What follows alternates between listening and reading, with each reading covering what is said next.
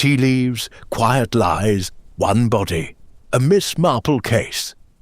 The bell above the door of the Gilded Teapot did not announce arrivals.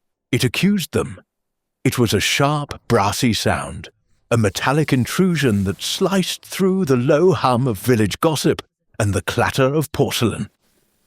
Outside, the rain drummed a relentless rhythmic tattoo against the leaded glass windows.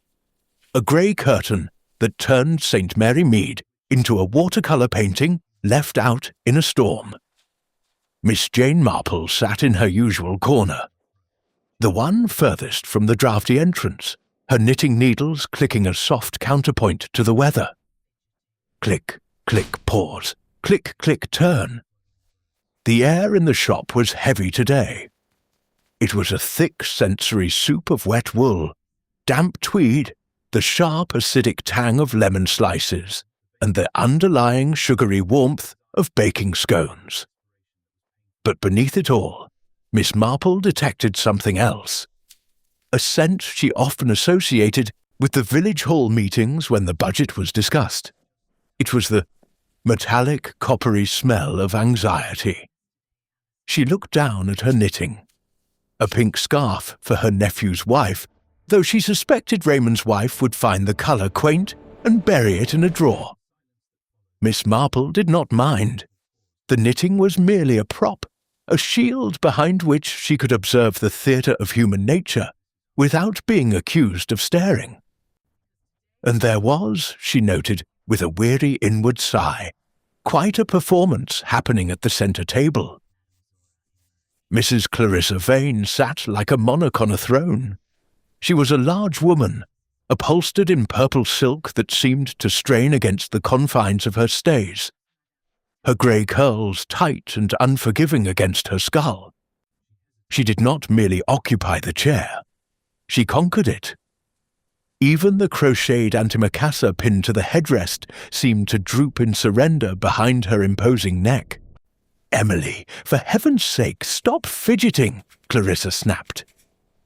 Her voice carried, as she intended it to, cutting through the murmurs of the other patrons like a serrated knife through cake. "You look like a guilty schoolgirl."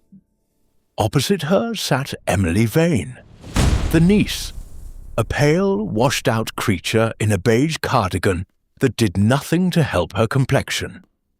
Emily's hands were fluttering birds, picking at the tablecloth, smoothing a napkin, touching her throat. "I'm sorry, Aunt Clarissa," Emily whispered. She looked at the teapot. She looked at the rain. She looked everywhere except at the young man clearing a nearby table. Miss Marple's eyes shifted. Tom, the baker's son, was collecting dirty plates with a clatter that suggested his mind was elsewhere. He was a sturdy lad, flour-dusted and honest, but his eyes were fixed on Emily with a desperation that was painful to witness. It reminded Miss Marple of a spaniel she once knew, a dog that had been kicked too many times but still wagged its tail at the boot. "And you, Doctor?" Clarissa turned her attention to the third person at the table. "You haven't touched your scone. Is my company so unappetizing?" Dr. Alistair Finch started, his spoon clinking loudly against his saucer. He was a thin, nervous man with a face that seemed to be eroding, worry lines carving deeper channels into his skin with each passing year. "Not at all, Clarissa, not at all," Dr. Finch stammered. He reached for his tea, his hand trembling so violently that the liquid slopped over the rim. "Just tired. The weather, you know. It affects the joints." "Nonsense," Clarissa declared. She picked up a sugar tong. "You work too hard. Or perhaps you are worrying about things you needn't worry about. As I told you yesterday, Alistair, debts are like weeds. They only grow if you ignore them." The silence that followed was absolute. Miss Marple paused in her knitting. Debts, a dangerous word to speak so loudly. She watched Dr. Finch's face drain of colour, leaving him looking like a paper mask. He stared at the sugar bowl in the centre of the table as if it contained a viper. I must protest. Clarissa, he murmured, his voice cracking. This is hardly the place. It is exactly the place, Clarissa said, a cruel smile touching her lips. She enjoyed this. She enjoyed the power of the public secret. Because today we are going to see what the future holds, aren't we? She gestured imperiously toward the back of the shop, where a small curtained alcove had been set up. A sign, hand-painted in gold letters, read, Madame Zora, Seer of Destinies. The curtain parted. Madame Zora emerged. She was a striking woman, perhaps 40, draped in shawls of crimson and black that clashed violently with the chintz decor of the tea shop. She moved with a theatrical grace, but Miss Marple, whose eyes were as sharp as her needles, noticed the fraying hem of the crimson shawl, and the way the woman's eyes darted toward the door, calculating the distance to the exit. "You called for me, Mrs. Vane?" Zora asked. Her voice was husky, an affectation that slipped slightly on the vowels, revealing a Cockney origin buried beneath layers of performance. "I did," Clarissa announced. She pushed her teacup forward. It was empty, save for the dregs of tea leaves. "My niece believes in your talents. I wish to demonstrate to her, and to the doctor, that you are nothing more than a charlatan preying on the gullible. Read my leaves, madame. Tell me what you see." It was a challenge, a duel fought with china and superstition. The shop had gone silent. Even the waitress, Betty, paused with a tray of eclairs, watching with wide eyes. Betty was a girl who lived on the radio serials, and this was better than anything on the wireless.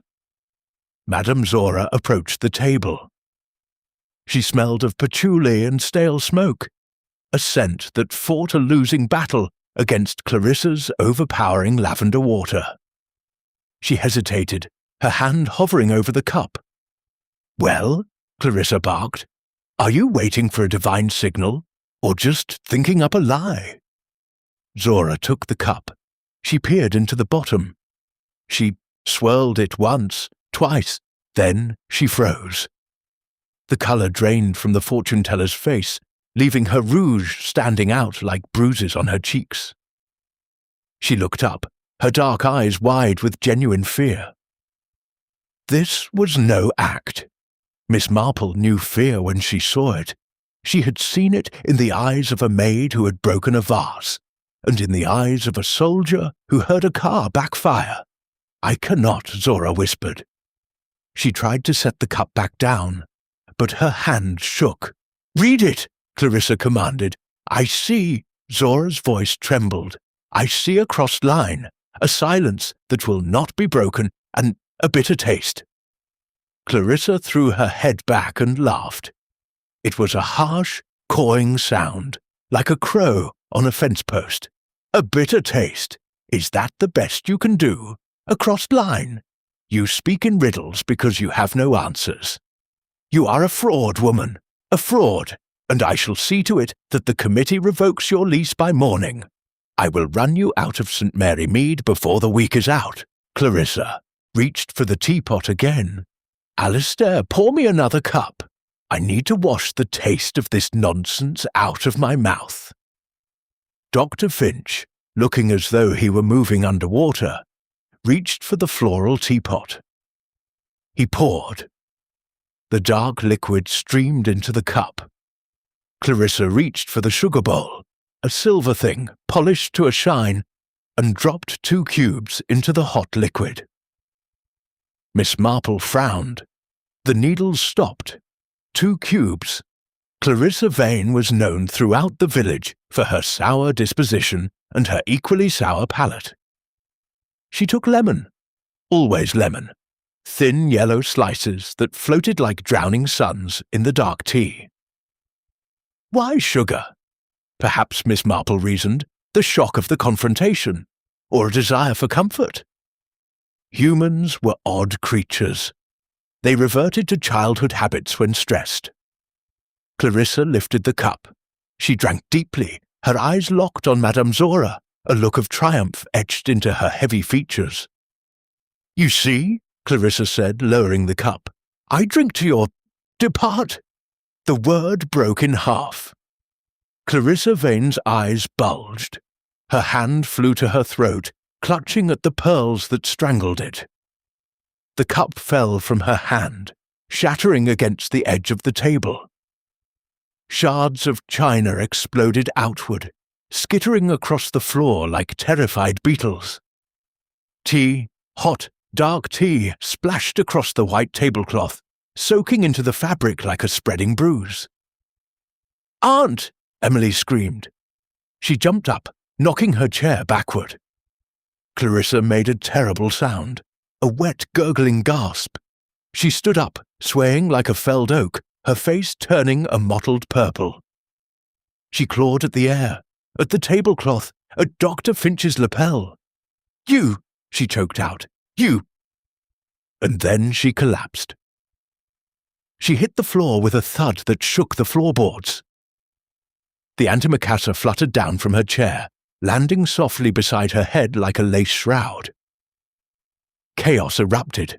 "She's dead! She's dead!" Betty the waitress screamed, dropping the tray of eclairs. Dr. Finch was on his knees beside the body, his hands fluttering uselessly over Clarissa's wrist. "Clarissa! Clarissa! Can you hear me?"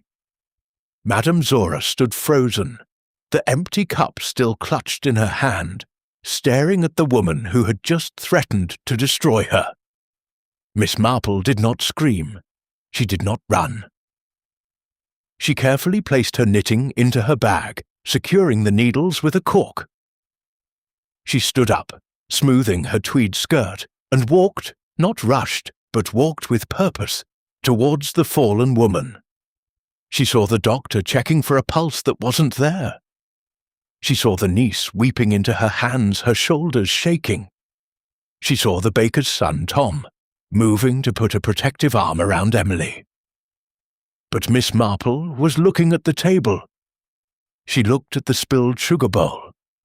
She looked at the lemon slices, untouched on a small crystal dish.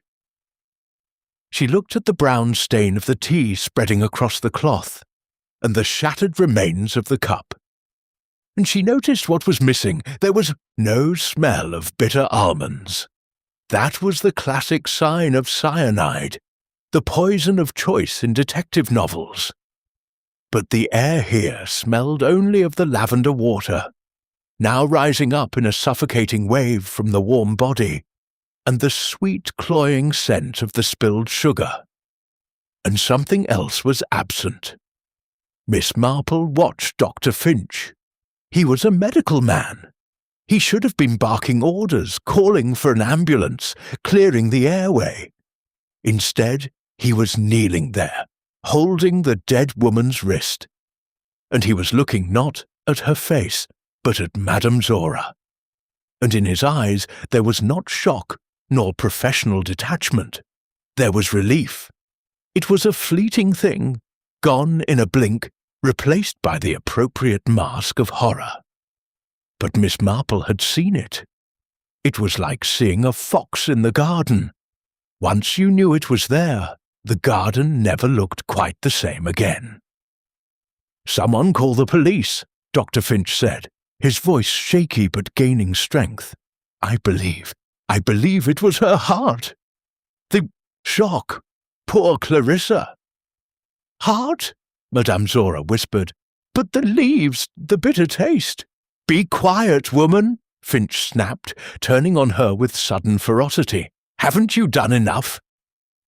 The door of the shop opened, bringing a gust of cold rain and the sturdy, breathless figure of Constable Polk, who happened to be on his rounds. "Here now," Polk boomed, shaking his wet cape. "What's all this noise? I could hear the screaming halfway to the post office." "Constable?" Dr. Finch rose, wiping his hands on a napkin. "Mrs. Vane has collapsed. I fear she is gone." As the constable moved to secure the scene, barking at everyone to stay where they were, Miss Marple retreated slightly to the shadows of a potted fern. She watched Emily Vane. The girl was no longer crying. She was staring at the shattered teacup on the floor. She wasn't looking at her dead aunt. She was looking at the china shards with a peculiar intensity, as if she were trying to memorize the pattern. Miss Marple pursed her lips. It was a tragedy, of course, a terrible tragedy. But as she watched the tableau, the doctor wiping his hands, the fortune-teller trembling, the niece staring at the floor, Miss Marple felt that familiar, weary heaviness settle in her chest. It was the weight of knowing that the rain outside was clean, but the truth inside was going to be very, very dirty. She looked once more at the table, at the sugar, at the lemon. Why sugar? The question hung in the air, more persistent than the smell of lavender. Clarissa Vane hated sugar. She had once lectured the vicar's wife for 20 minutes on the evils of refined cane sugar and its effect on the moral constitution. And yet, in her final moment, she had taken 2 lumps, unless. Miss Marple's eyes narrowed. Unless she hadn't taken them. Unless they had been given. But she had seen Clarissa drop them in herself. She had watched the tongs move. She had seen the splash. Curious, Miss Marple murmured to the fern. Very curious. Indeed, outside the rain intensified, washing the village streets.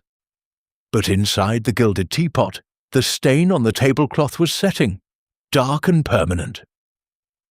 Inspector Slack arrived with the subtlety of a collapsing barn. He pushed through the door of the Gilded Teapot, bringing with him a gust of wind that rattled the cups on the dresser and a distinct odour of damp wool and aggressive cologne. He was a man who wore his authority like an ill-fitting suit, tight in the shoulders and uncomfortable for everyone involved. "Right!" Slack barked, shaking his hat, sending a spray of rain across the threshold. "Nobody moves, nobody touches anything. Constable Polk, secure the back entrance." Miss Marple remained by the fern. She had made herself small, a skill she had perfected over decades of avoiding unwanted solicitation at church fetes. From her vantage point, she could see the inspector's eyes darting around the room, cataloguing the obvious while missing the essential. He saw the body. He saw the weeping niece. He saw the nervous doctor. He saw the fortune-teller in her garish shawls. "Dr. Finch," Slack said, marching to the table. He did not kneel. He loomed. "You were present at the time of death." "I was," Finch replied. His voice was steadier now, but Miss Marple noted that he was wiping his hands on a handkerchief over and over as if trying to scrub away a stain only he could see. The smell of surgical spirit drifted from him, sharp and clinical, fighting a losing war against the heavy floral perfume of the deceased. "It was sudden, Inspector. A seizure of some kind. Her heart, I suspect. Mrs. Vane has been under considerable strain." "Strain?" Slack snorted. He looked down at the shattered china. Strain doesn't usually make a woman knock over a table and choke to death in the middle of afternoon tea. He turned his gaze to Madame Zora. The fortune-teller was huddled in a chair near the counter, her crimson shawl pulled tight around her shoulders. She looked less like a mystical seer now, and more like a frightened animal caught in headlights. "And you," Slack said, pointing a thick finger. "You're the one she was arguing with. Polk says you predicted this, said she'd taste something bitter." Zora flinched. "It was the leaves," she whispered. "I only read what was there." "Handy," Slack sneered. "Very handy to predict a death just before it happens. Makes for good publicity, doesn't it? Or maybe you helped the prediction along." "I never touched her cup," Zora cried. her voice rising in pitch. "She held it. She drank from it. I was nowhere near it when she fell." Miss Marple watched Emily Vane. The girl had stopped crying. She sat on a small stool near the window, her hands gripping a large worn leather handbag on her lap. Her knuckles were white. She was not looking at the inspector, nor at the aunt who had raised her. She was staring out at the rain-lashed street, her eyes vacant, her chest rising and falling in shallow, rapid breaths. Miss Marple moved. She drifted, almost imperceptibly, closer to the main table. The police photographer was setting up his flash, and in the moment of distraction, Miss Marple allowed her gaze to settle on the debris of the tea service. The sugar bowl lay on its side, cubes scattered like tumbled dice. The milk jug was overturned, a white pool merging with the brown tea. And there was the saucer, the one Clarissa Vane had used. It was a fine piece of bone china, rimmed with gold. It was wet with spilled tea. But it was empty. Miss Marple frowned. The frown was a small thing, a mere tightening of the skin around her eyes, but it contained volumes of suspicion. Clarissa Vane took lemon. Everyone knew this. It was one of her affectations, a way of differentiating herself from the milk and sugar masses of the village. When one ordered tea with lemon, the slice was invariably placed on the saucer or in a small side dish. There was no side dish. There was no peel on the saucer. There were no pips on the floor. Miss Marple looked at the service counter. A bowl of fresh lemons sat there, yellow and bright. Why, she wondered, would Clarissa Vane, a creature of iron habit, accept a cup of tea without her customary slice? Unless there had been no lemon offered, or unless the lemon provided had been unacceptable. "Miss Marple?" The voice made her jump slightly. Inspector Slack was standing over her, his expression a mixture of annoyance and resignation. He knew her. He knew that wherever there was a body in St. Mary Mead, there was usually an elderly spinster with a knitting bag nearby. "Inspector," she nodded politely, "a terrible business." "Yes, well," Slack grunted. "I suppose you saw everything? From your usual observation post?" "I saw the argument, certainly," Miss Marple said. Her voice was thin, reedy, but precise. "I saw Mrs. Vane ask for a reading. I saw the doctor pour the tea. I saw Mrs. Vane add the sugar." Slack's eyebrows shot up. "Sugar? Finch said she had a weak heart. Sugar's not a poison." "No," Miss Marple agreed, "but it is unusual. Mrs. Vane detested sugar. She often said it cloyed the palate and dulled the mind." "People change their minds," Slack dismissed, "especially when they're upset. Perhaps." Miss Marple did not press. She knew better than to offer Inspector Slack a theory before he had exhausted his own. But one does wonder why she felt the need to mask the taste of the tea so heavily. Slack narrowed his eyes. Mask the taste? Of what? Why? Of the bitterness Madame Zora predicted, I suppose. Slack turned back to the doctor. "Finch, did you give her anything? A sedative? Drops for her nerves?" Dr. Finch looked up, startled. No, nothing. She wouldn't take anything I prescribed lately. Said I was trying to drug her." He gave a hollow laugh. Paranoid, poor woman. "We'll need an autopsy," Slack decided. "And that tea needs testing. Polk, bag the sugar bowl. Bag the pot. Bag the lot of it."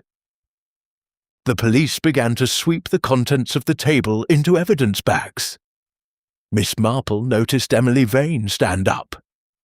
The girl moved with a sudden jerky momentum, clutching her bag to her chest. I want to go home," Emily said. Her voice was brittle. "I can't stay here, please." "You'll stay until I say you can go, miss," Slack said, not unkindly, but firmly. "We need a statement." I have nothing to say, Emily's voice cracked. She died. She just died. What else is there? Tom, the baker's son, stepped forward. He had been hovering near the kitchen door, his apron stained with flour. And now, Miss Marple noted, a smear of grease on his cuff. Leave her be, he said, his voice deep and rough. Can't you see she's in shock? She's got no one now. Let me take her to the vicarage. The vicar's wife will look after her. Slack hesitated. He looked at the girl, shaking like a leaf in a gale, and then at the sturdy young man. Fine, Slack growled, but don't leave the village. Polk, go with them. Get a statement when she's settled. As Emily passed, Miss Marple caught a scent. It wasn't lavender. It wasn't tea. It was the smell of old leather and camphor? No, mothballs. The smell of clothes that had been stored away for a long time. The suitcase, Miss Marple thought. She isn't going home to grieve. She was already leaving. Miss Marple watched them go. Then she turned her attention back to the room.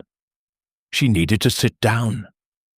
The shock was beginning to fade, leaving behind the aches and pains of her age. She moved to a chair near the window, one that had been vacated by a terrified patron earlier.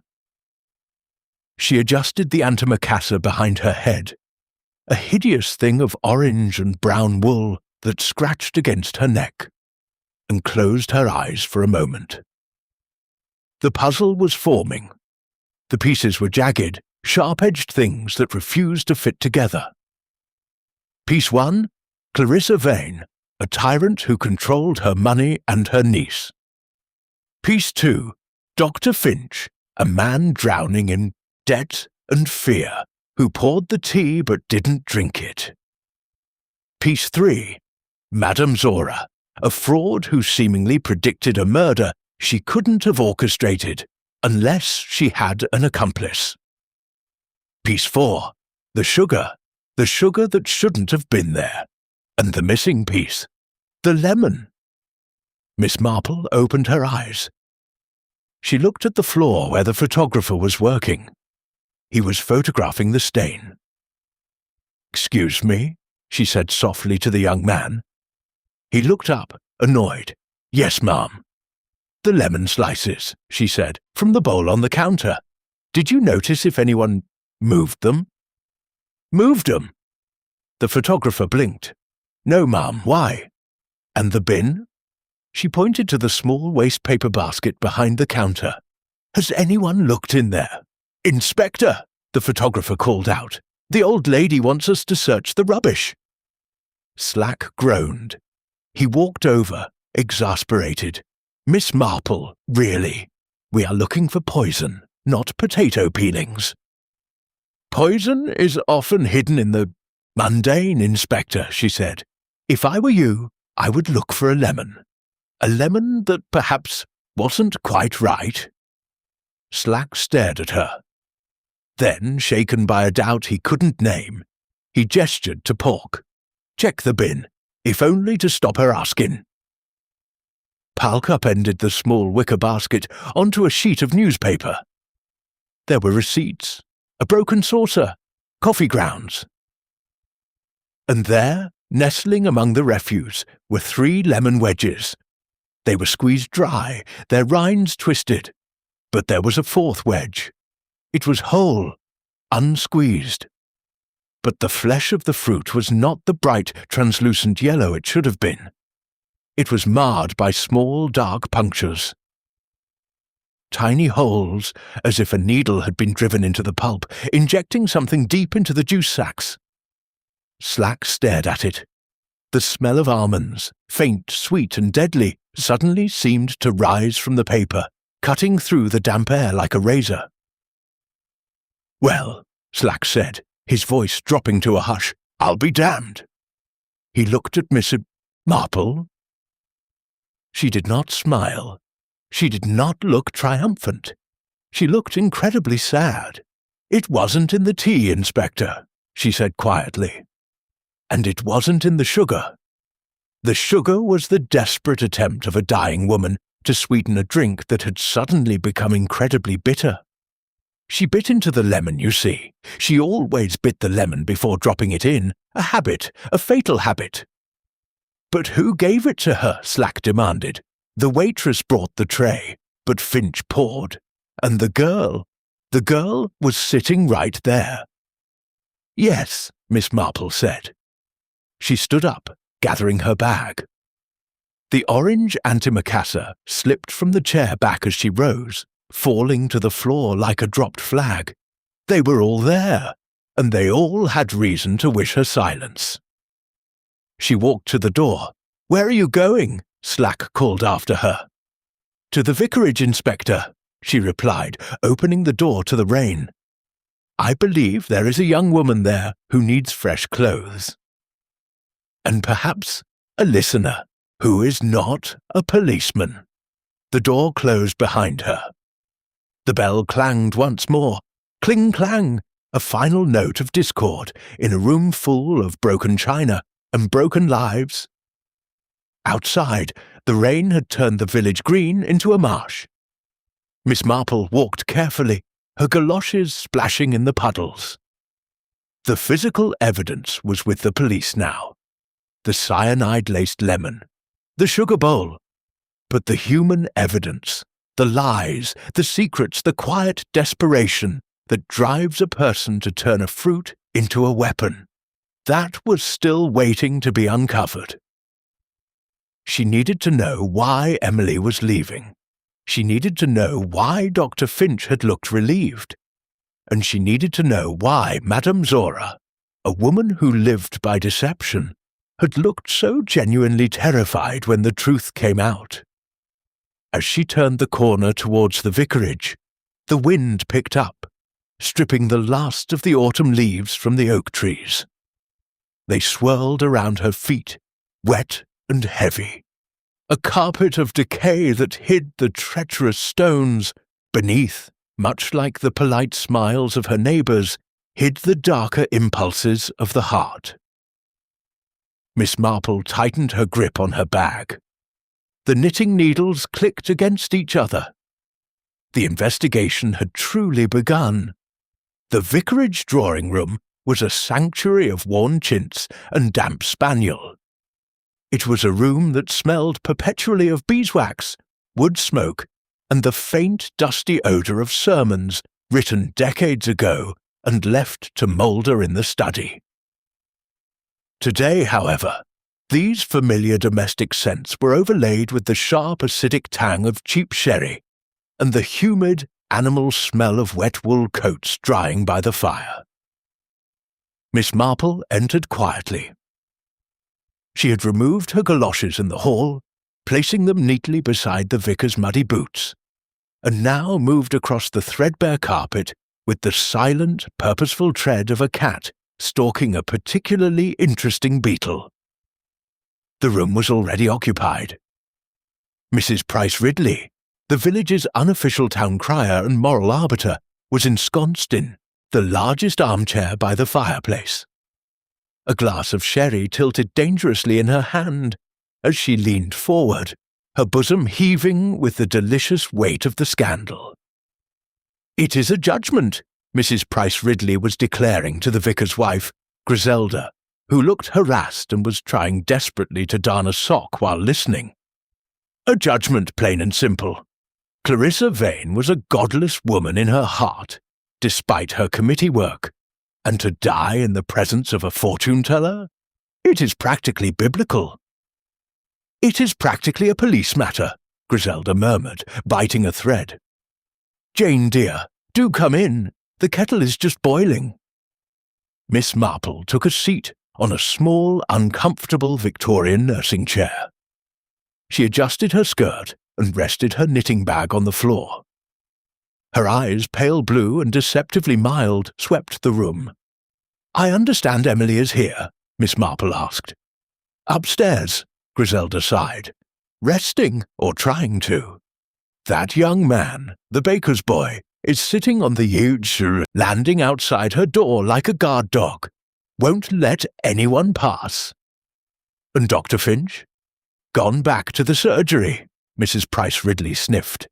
Looking like a ghost, I might add. And well, he should. Everyone knows. Miss Marple picked up her knitting. The needles clicked softly. Knows what, Dolly? Mrs. Price Ridley lowered her voice, though there was no one else to hear. About the money, of course. Finch is ruined, absolutely ruined. He invested in that ridiculous scheme for synthetic rubber. Some man from London who turned out to be as slippery as an eel, and lost everything. Clarissa held the mortgage on his practice. She was going to call it in next week. Everyone at the post office was talking about it this morning. Miss Marple nodded slowly.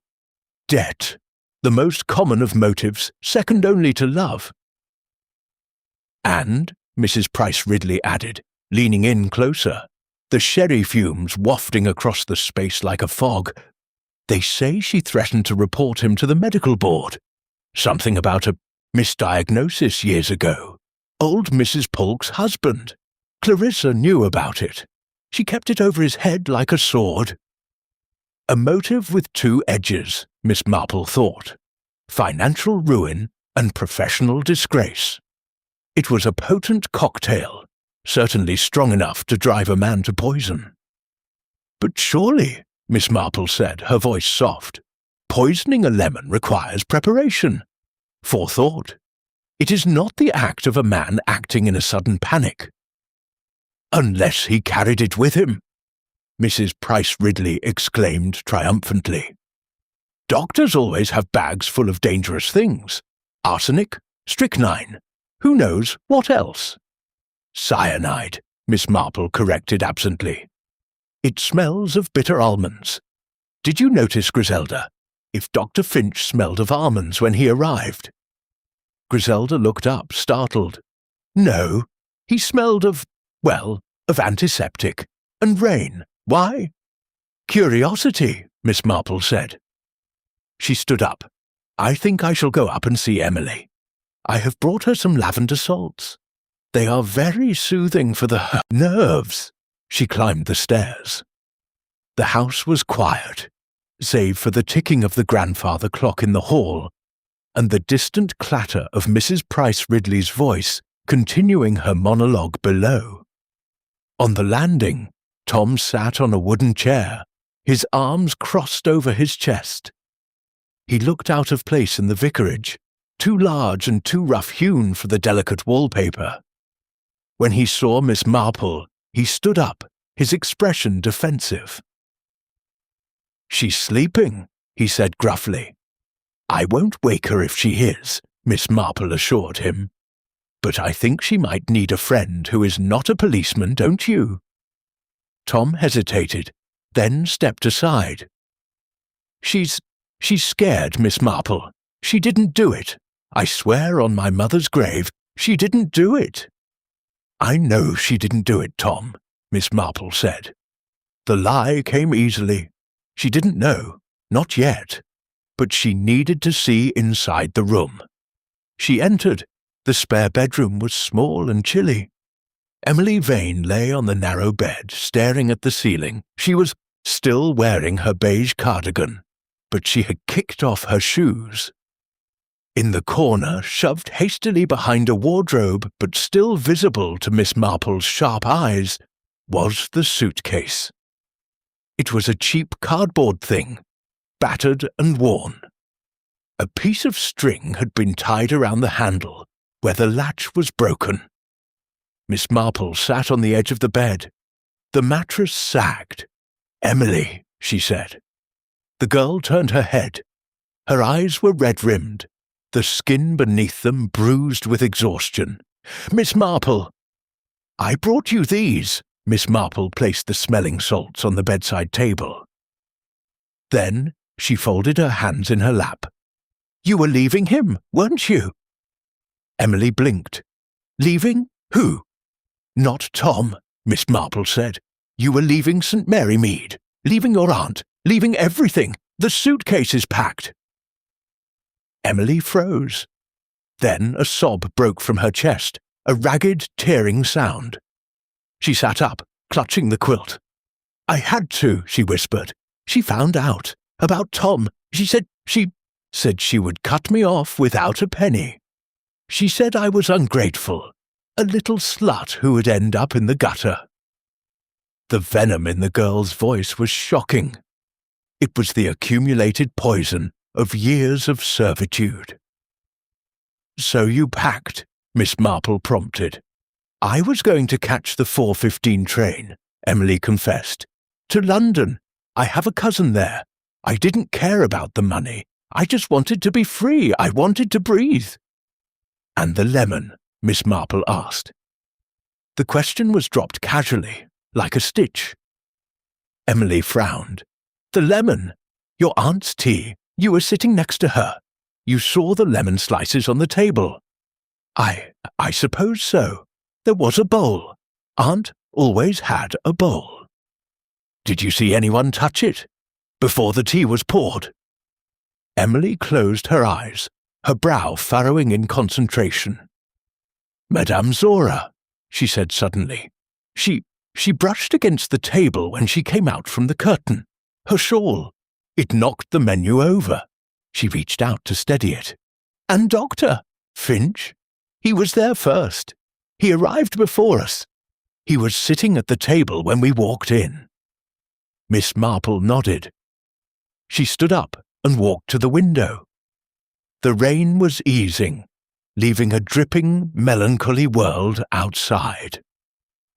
"Emily," she said, looking at the reflection of the girl in the glass, "why does your suitcase smell of camphor?"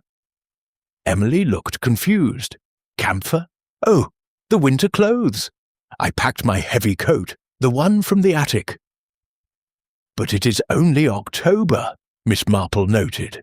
"A heavy wool coat seems excessive." "I told you," Emily said, her voice tightening. "I was going to London. It's cold in the city. And I didn't know if I'd ever be able to come back for it. I took what was warmest." It was a plausible answer. And yet it sat uneasily with Miss Marple. It was the answer of someone who was planning a long, cold journey. A journey from which there was no return. "I see," Miss Marple said. She turned back to the room. Her gaze fell on the chair in the corner.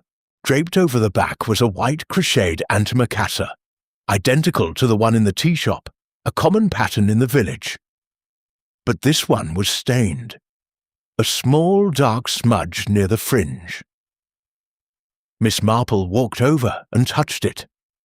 It was damp. She brought her fingers to her nose. Grease, heavy industrial grease.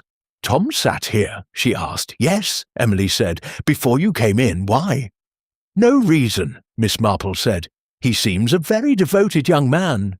"He is," Emily said fiercely. "He would do anything for me." Anything, Miss Marple thought. Even murder. She left the room, closing the door softly behind her. On the landing, Tom was still waiting. He looked at her with anxious eyes. "Is she all right?" "She's resting," Miss Marple said. She looked at his hands. They were clean now, scrubbed pink. But she remembered the smudge on his cuff in the tea shop, and she smelled the grease on the chair. "Tom," she said, "you work at the bakery. You use almonds, do you not, for the cakes?"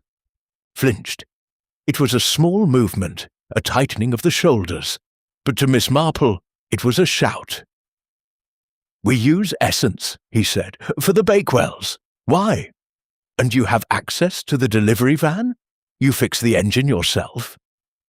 "I keep it running, yes. It's an old banger."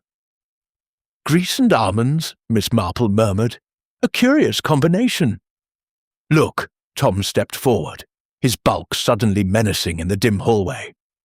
"If you think I hurt her, you're crazy. I hated the old witch. Yeah, everyone did. But I didn't poison her tea. I was in the kitchen. I was washing plates when she started choking." "But before that," Miss Marple asked, "you were clearing tables. You were near the lemon bowl." Tom's mouth opened, then closed. A look of genuine confusion crossed his face. I might have been. I don't remember. I was looking at Emily." Miss Marple studied him. He was a simple boy. Passionate, loyal, perhaps not very bright. Was he capable of injecting poison into a lemon wedge with the precision the killer had used? It required a steady hand. A surgeon's hand, perhaps, or the nimble fingers of a woman who darned socks. "Thank you, Tom," she said. She descended the stairs. Mrs. Price Ridley was still talking, her voice a drone of self-righteousness. "And I saw Madame Zora at the chemist's yesterday, buying something in a brown bottle. She said it was for her nerves, but who knows?" Miss Marple paused at the bottom of the stairs. The chemist, of course. The poison had to come from somewhere. Digitalis from foxglove could be made at home, but cyanide, that was harder to come by, unless you were a photographer, or a doctor, or a baker who used bitter almond essence for flavouring. Or, a thought struck her. A memory of a conversation she had overheard at the butcher's last week. Madame Zora wasn't just a fortune-teller. She had mentioned, in passing, that she used to work in a theatre. In the wardrobe department, cleaning costumes, and what did one use to clean old heavy costumes in the days before modern dry cleaning? Prussic acid. Diluted, of course, but potent. Miss Marple buttoned her coat. The puzzle pieces were shifting again. The picture they formed was ugly, dark, and increasingly clear. She needed to verify one last thing. "I'm going out, Griselda," she called into the drawing room. "In this rain," Griselda called back. "Jane, you'll catch your death." "I think not," Miss Marple said to the empty hall. "But someone else might, if I am not careful." She stepped out into the twilight. The rain had stopped, leaving the village smelling of wet earth and rotting leaves. It was a smell of endings. She walked towards the high street, not to the chemist nor to the bakery, but to the small run-down cottage at the edge of the village where Madame Zora had set up her temporary home. Miss Marple walked with a new urgency. Because she had realized something about the absence. The lemon was missing from the saucer.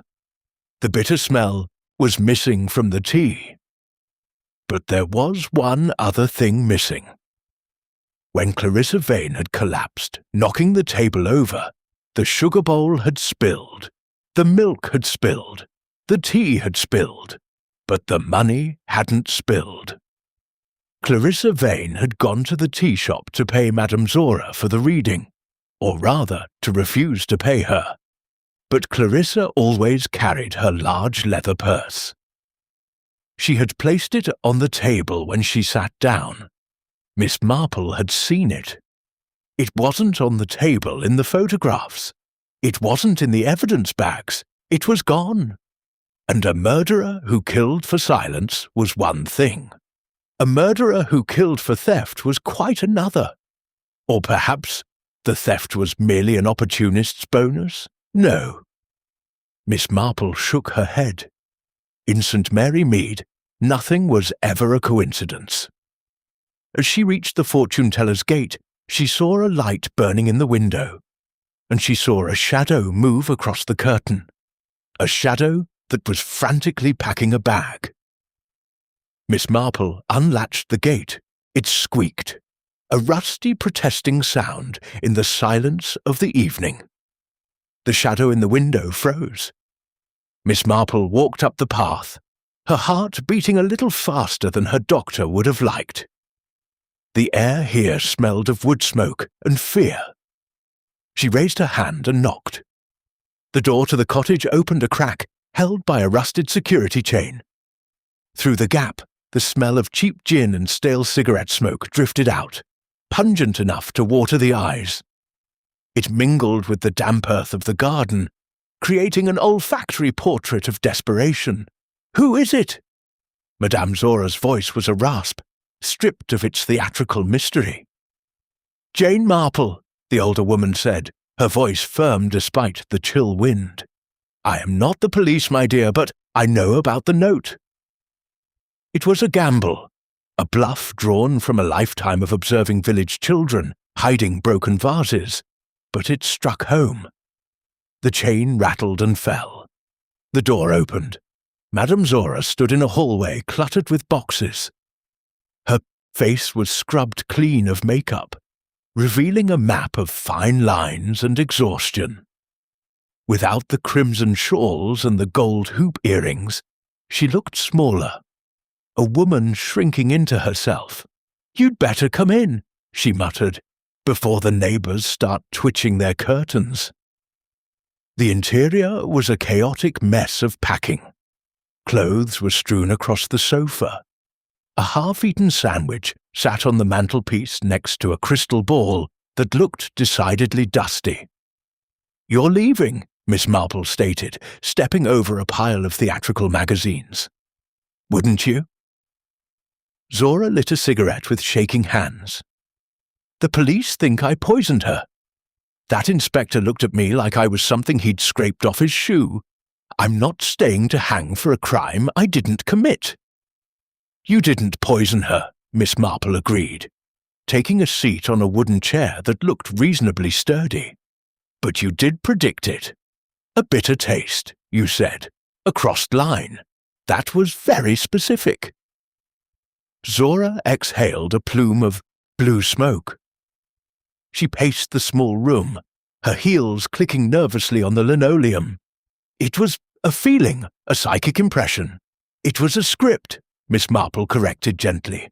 "Someone told you to say it. Someone paid you to say it." Zora froze.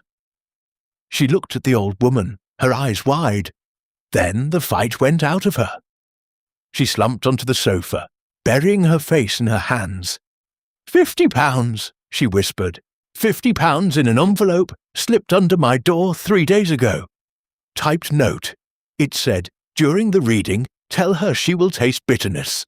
Tell her a silence is coming. Do this, and the money is yours." "And the money?" Miss Marple asked. "I spent it," Zora said, her voice muffled. "Debts, London debts, that's why I came here. To hide." Miss Marple nodded. It was a classic misdirection. The murderer had used the fortune-teller to set the stage, to plant the suggestion of bitterness, so that when the almond scent appeared or when the poison took effect, the finger would point directly at the seer. It was theatrical, it was cruel, and it was very, very calculated. "Did you see who left the note?" "No, it was night, but—" Zora looked up, her brow furrowing. "I smelled something, just as I opened the door to find the envelope. Someone had just walked away." "What did you smell?" Miss Marple leaned forward, her hands tightening on her bag. "Tobacco," Zora said. "Pipe tobacco. And peppermint, like those little sweets." Miss Marple sat back. Her mind raced, cataloguing the habits of the village men. The vicar smoked a pipe, but he smelled of theology and dust. The butcher smoked cigarettes, but Dr. Finch? Dr. Finch sucked on peppermint drops constantly, to hide the smell of his nervous digestion, or to hide something else. "Thank you, my dear," Miss Marple said, rising. "You have been very helpful. I suggest you do not leave just yet. Running away often looks like an admission of guilt, whereas staying requires a certain innocent fortitude." She left the cottage, leaving Zora staring at her crystal ball with a new expression, not of fear, but of confusion. The night had fully descended now. The streetlights of St. Mary Mead were haloed in mist, casting long, distorted shadows across the pavement. Miss Marple walked towards the surgery. Her legs were aching, a dull throb that radiated from her hips, but her mind was clear. The killer had scripted the death. They had ensured Zora would say the words. They had ensured Clarissa would be agitated. But the method, the lemon, the sugar, the tea. Miss Marple replayed the scene in her mind, slowing it down, freezing the frame. Finch pause. Clarissa reaches. The sugar bowl tips. Why did Clarissa take sugar? The question was a splinter in Miss Marple's mind, festering. Clarissa Vane was a creature of habit. She would never take sugar. Unless she didn't know it was sugar. Miss Marple stopped dead in the street. A passing car splashed water near her hem, but she didn't notice. The cubes, they were white, rectangular, rough-hewn, and the lemon was missing from the saucer. What if the sugar wasn't sugar? She hurried now, her pace quickening. The surgery light was still on. Dr. Finch was working late. Or perhaps he was destroying evidence. She rang the bell. It buzzed angrily. After a long moment, the door opened. Dr. Finch stood there, still in his waistcoat, his shirt sleeves rolled up. He looked haggard, his face grey in the porch light. "Miss Marple?" He blinked, adjusting his glasses. "It's late. Is it your rheumatism?" "I'm afraid it is my heart, doctor," she said, clutching her chest theatrically. "Palpitations, terrible fluttering." He ushered her in immediately, his professional instinct overriding his exhaustion. The surgery smelled of iodine and floor wax. It was a sterile, cold place. He led her to the examination chair. Sit down. Let me get my stethoscope." As he turned to his desk, Miss Marple's eyes darted around the room. She was looking for absences.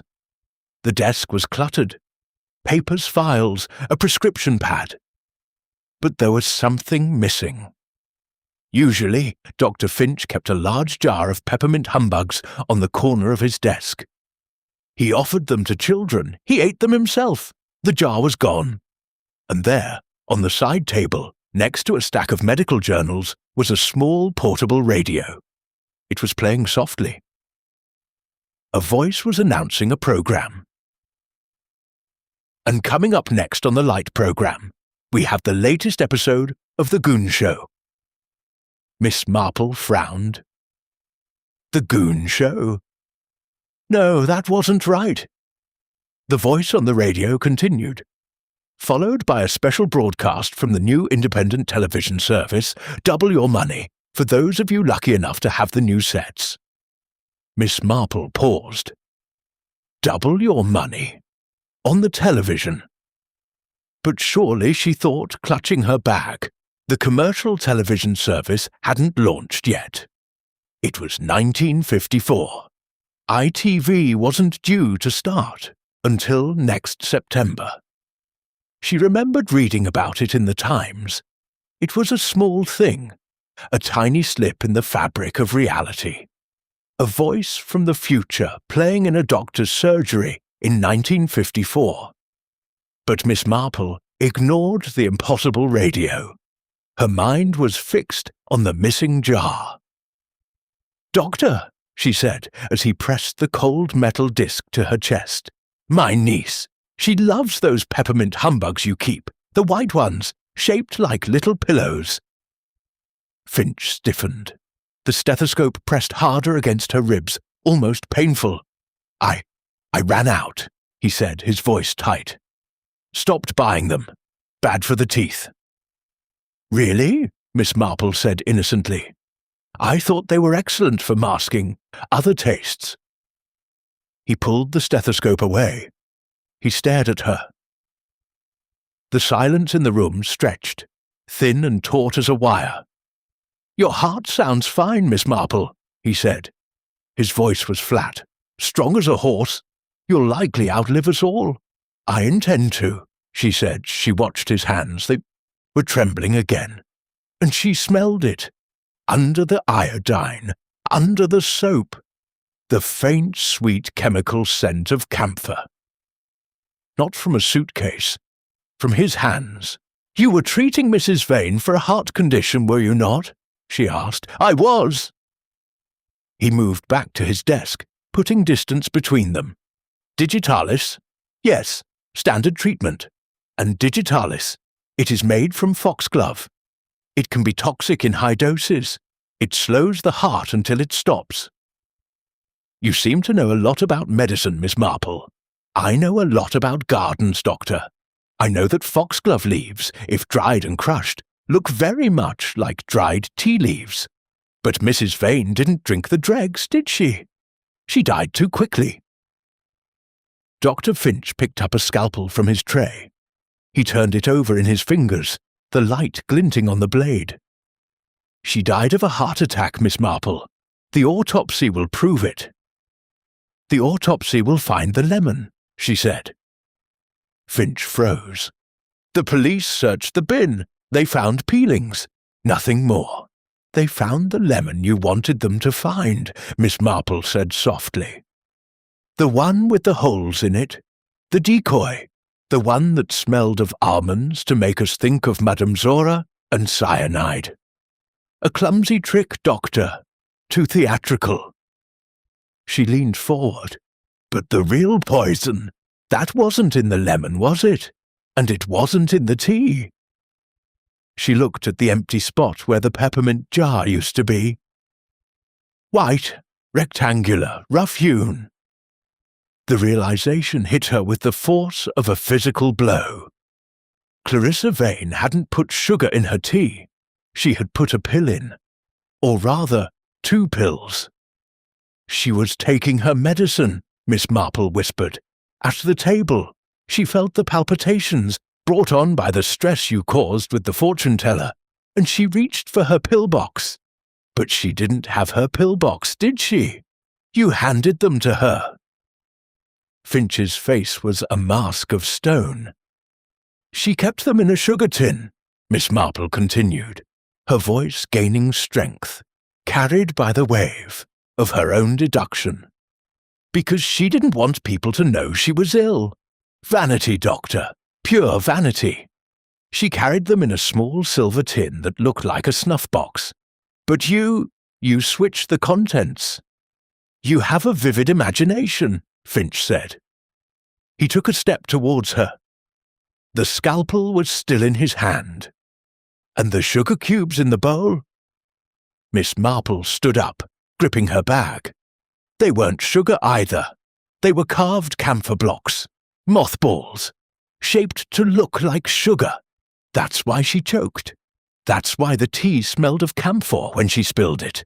That smell, I thought, was Emily's suitcase. Camphor isn't a poison, Finch sneered. No, Miss Marple agreed. But if a woman expects a pill or sugar and drops a block of camphor into hot tea, the taste, the shock. The shock, Finch whispered. It was enough. And the digitalis? Concentrated, in the teapot. I poured it. So you poisoned the pot, gave her camphor to confuse the smell, and planted a lemon laced with almond essence to frame the fortune-teller. Miss Marple shook her head. It is so complicated, Doctor. And all because of a mortgage? She was going to ruin me, Finch shouted, his composure shattering. She knew about pork. She was going to write to the board. I would have lost everything, my practice, my home. He was shaking now, the scalpel vibrating in his grip. And now? Miss Marple asked, her voice steady, though her heart hammered against her ribs. What will you lose now? Nothing, Finch said, because you are an old woman with a weak heart. A shock, a sudden shock. He advanced. Miss Marple did not retreat. She reached into her knitting bag. She did not pull out a weapon. She pulled out a small white handkerchief. I wouldn't, Doctor, she said. Why? Because, she said, nodding towards the open window, where the curtains fluttered in the night breeze. I believe Inspector Slack is finding the acoustics of your flower bed very interesting. Finch stopped. He looked at the window. You're bluffing. Am I? Miss Marple smiled, a thin, weary smile. I may be old, Doctor, but I am not alone. I left a note for the inspector.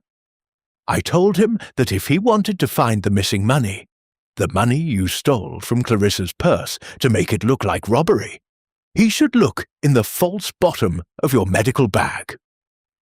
Finch's eyes darted to the bag on the chair. "And," Miss Marple added, "I told him to bring his handcuffs." From the darkness of the garden, a heavy, familiar voice boomed out. "Drop the knife, Finch, or I'll drop you." Inspector Slack stepped through the French windows, mud on his boots and triumph in his eyes. Dr. Finch let the scalpel fall. It hit the linoleum with a dull clatter, a sound of finality that echoed in the silent surgery. The dawn broke over St. Mary Mead with the kind of clarity that often follows a violent storm. The sky was a hard, brilliant blue, devoid of clouds though the ground remained sodden, the puddles reflecting the sunrise like shattered pieces of mirror. Miss Marple sat in her garden, a cup of Darjeeling steaming on the small iron table beside her. She looked tired. The events of the previous night had taken their toll, leaving her feeling brittle, like a dry twig that might snap under too much pressure. But her hands were busy. The pink scarf was finished. She was casting on stitches for a new project, something in a sensible grey wool. Across from her sat Emily Vane. The girl looked transformed. She wore a simple dress, not the drab beige cardigan of yesterday, and her hair was tied back with a ribbon that matched the sky. She held a cup of tea, but her eyes were not on the liquid. They were on the old woman who had saved her. "I still don't understand," Emily said. Her voice was stronger now, though a tremor remained. "How did you know about the pills?"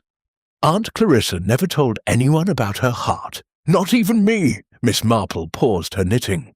She looked at the lavender bushes, where a fat bumblebee was making its morning rounds. "Vanity, my dear," she said. "Your aunt was a vain woman. She wore corsets that were too tight and shoes that were too small. A woman like that does not admit to weakness. She hides it." "But the sugar?" Emily pressed. "Why put camphor in the sugar bowl?" "Because," Miss Marple explained, picking up a stitch, "Dr. Finch knew she would never take sugar. He knew she took her pills from a tin that looked like a sugar bowl, a little silver snuff box she carried in her purse. When he poured the tea, he switched the tins. He took her real pills, the digitalis she needed, and replaced them with carved camphor blocks. He knew the shock of the taste, combined with the stress of the fortune-teller's prediction, would be enough to induce the very heart attack he was supposedly treating." Emily shivered. "It's so cruel." "Murder is always cruel," Miss Marple said simply. "But it is rarely complicated. It is usually about fear. Dr. Finch was afraid. He was drowning in debt, and your aunt held his head under the water. He saw a way to remove the hand that held him down." "And the lemon? A flourish," Miss Marple said with a sigh. "A theatrical touch to cast suspicion on Madame Zora. He injected it with bitter almond essence, something he stole from the bakery where Tom works, to cast suspicion on him too, if need be. He wanted the police to look for cyanide. He wanted them to chase shadows, while he walked away with the real cause of death in his pocket, your aunt's money, which he took to make it look like robbery." Emily set her cup down. "He tried to frame Tom. He tried to frame Zora. He didn't care who got hurt." "No," Miss Marple agreed. "He didn't. That is the nature of a drowning man. He will climb on top of anyone to keep himself afloat." The garden gate clicked open. Inspector Slack marched up the path. He looked tired too, his uniform slightly rumpled, but there was a distinct air of satisfaction about him. "Morning, Miss Marple," Slack boomed. He nodded at Emily. "Miss Vane." "Good morning, Inspector," Miss Marple said. "Would you like some tea? Fresh pot?" "No time," Slack said. though he looked longingly at the tray. "Just came to tell you. Finch confessed, told us everything. Where he hid the money, buried in his rose garden, if you can believe it, and where he got the almond essence. He's finished." "And Madame Zora?" Miss Marple asked. "Released," Slack grunted. "Though I told her to move on. We don't need her sort here." "I think," Emily said quietly, "she might stay. I offered her a job, in the house. I need someone to help me pack." Slack raised an eyebrow. "Pack? You leaving then?" "Yes," Emily said. She looked at Miss Marple and smiled. It was a genuine smile, the first one the older woman had seen on her face. "Tom and I are going to London. He has an uncle with a garage in Ealing. I'm going to learn typing." "Good for you," Slack said, surprising them both. He turned back to Miss Marple. "One thing still bothers me, though. That business about the radio. You said something in your statement about hearing a show that, well, that isn't on the air yet." Miss Marple blinked. "Did I?" "Yes, double your money, ITV. My nephew says that's not starting until next year." Slack frowned. "Funny thing for a precise woman like you to get wrong." Miss Marple smiled. It was a small, enigmatic smile that didn't quite reach her eyes. "My mind wanders, Inspector. Old age, I suppose. Sometimes the past and the future get a little mixed up." Slack sniffed. "Right. Well, don't let it happen again. Muddles the paperwork." He tipped his hat and marched back down the path, his boots crunching on the gravel. Miss Marple watched him go. She picked up her knitting again. The grey wool felt rough against her fingers. She hadn't been wrong about the radio.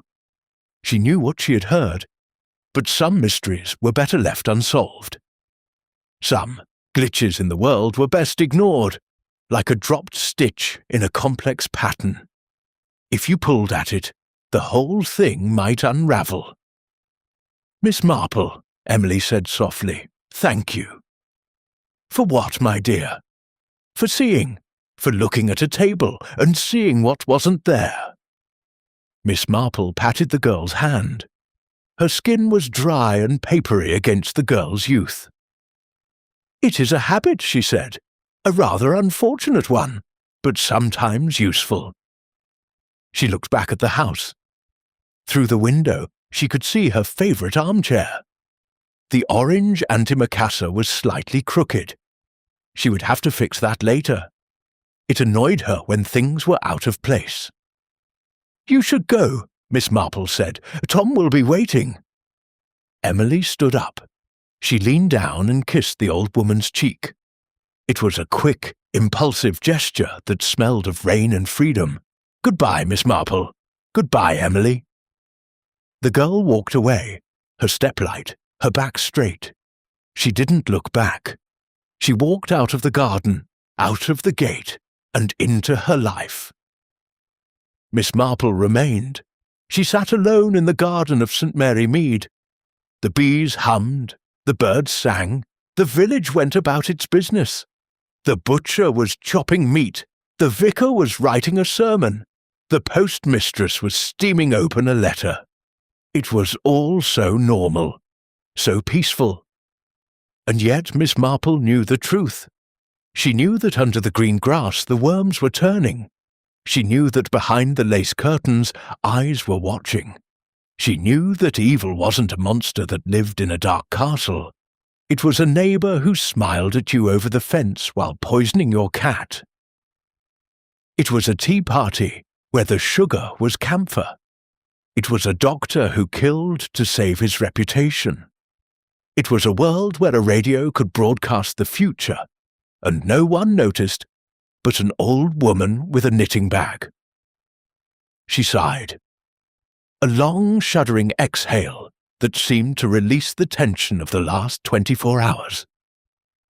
She picked up her needles. Click! The metal touched metal. Click! The yarn looped over. 1 stitch, 2 stitches, 3. The pattern emerged. Order from chaos. Logic from madness.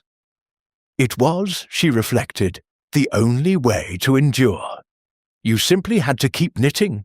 You had to take the tangled wool of human nature and force it into a shape that made sense, row by row, until the scarf was finished or the darkness took you. She looked at the grey wool. It was a sensible colour. It wouldn't show the dirt. Yes, she whispered to the empty garden. Grey is best.